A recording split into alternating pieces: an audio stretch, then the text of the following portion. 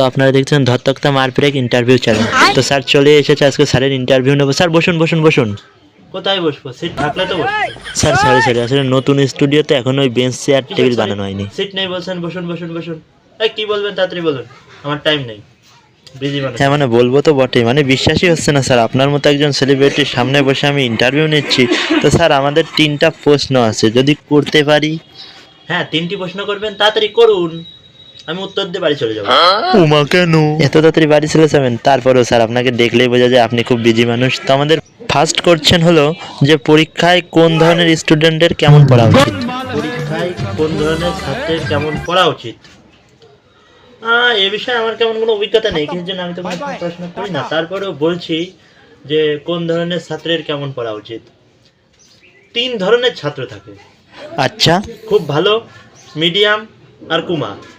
তো মিডিয়ামটাকে বাদ দিলাম, ভালোটাকে খুব ভালোভাবে পড়া উচিত, আর কুমাটাকে না পড়লেও চলবে। কেন স্যার কেন কেন? কেন আবার? ওই ভালোটা আছে না, ওরটা দেখে লিখবে, না পারলে টুকলি করবে।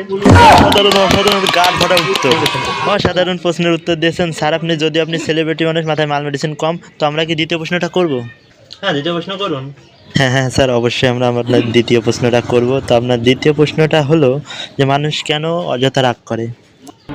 না, এটা আবার কেমন প্রশ্ন হলো? মানুষ কেন অযথা রাগ করে? মানুষ কখনো অযথা রাগ করে না, কোনো কারণের উপর ভিত্তি করে মানুষ রাগ করে। হ্যাঁ 3 নম্বরটা বলুন। না স্যার, আপনার মাথায় একটু হলো মাল মেডিসিন আছে। তো যাই হোক, আমাদের তৃতীয় প্রশ্নটা হলো 3 নম্বর প্রশ্নটা হলো, আপনাদের তো দেখে মনে হচ্ছে আপনারা প্রশ্ন না সাজাতেই না স্যার, পারেন তেমন কোনো বিষয় না। হলো হলো করছেন, তাড়াতাড়ি বলুন। ঠিক আছে স্যার, মানে এখনটা যে প্রশ্ন এটা আর কি খুব ডিফিকাল্ট। আসলে এখন তো শীতকাল চলছে, আর এখন কি স্নান করাটা কি জরুরি? হ্যাঁ হ্যাঁ স্নান করা অবশ্যই জরুরি, বিশেষ করে গরমকালে তো স্নান মনে করেন এক জায়গায় 10 বার স্নান করতে হবে, কিন্তু শীতকালের জন্য অতটা জরুরি না। এই মাসটা মানে আপনি কি বলতে চাইছেন স্যার? ওই কোন এক বৈজ্ঞানিক হলে এটা পরীক্ষিত হয়েছিল যে শীতকালে নাকি বেশি স্নান করলে ত্বকের ক্ষতি হয়। এটা কি সত্যি স্যার? তবে আমি এটা মানি না, আমি সপ্তাহে মনে করেন প্রতিদিনই 6 দিন বাদে ওই একদিন স্নান করি। তবে আপনারাও করবেন, প্রতিদিনই স্নান করবেন, স্নান করা ভালো। এই কাকু মিছে কথা, উনি সপ্তাহে একদিনও স্নান করে না, এটা সম্পূর্ণ মিছে কথা।